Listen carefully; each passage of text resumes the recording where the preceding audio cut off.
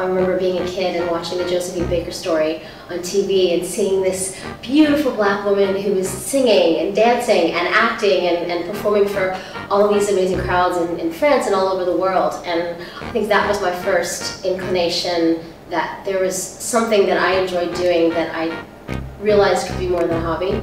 And then when I was about 11 or 12, I came to New York to see Kiss of the Spider Woman, and Vanessa Williams was playing the lead role. I got to meet her afterwards backstage, and that's where I think my dreams became cemented in reality, that I could do what she was doing.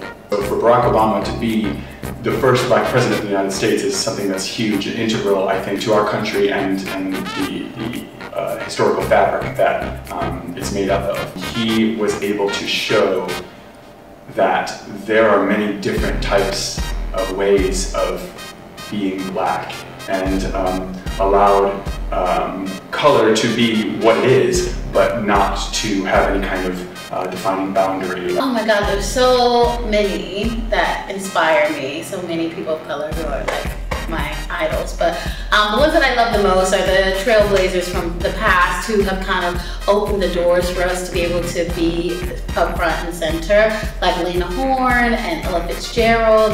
Like, they were performing in a time where it was really hard to be a black performer, but they persevered and they made it easy for us to be able to walk through the front door. Nelson Mandela really inspires me because he kind of set the groundwork for believing in something and standing up for something for a greater purpose and a greater good, and that was his purpose on this earth, to shift the minds and the consciousness of so many, even sometimes when it didn't necessarily help him out. I'm inspired by my grandfather.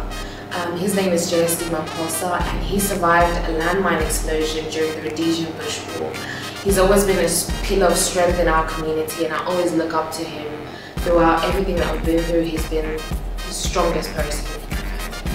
The person who inspires me most is Sam Cooke. In a time when there was so much segregation, so many things that was going against him because of his colour, he still dominated in his field, but then he also paved the way for other people and helped other people to come through as well. I've always been inspired by Aretha. You know, as a black woman, like, her songs, if you got a big voice, like, you go right to her catalog, because so many of her songs speak to so many different things. Her passing was a lot. It was heavy on the heart, but I'm grateful that we have so many beautiful pieces of music to remember her by.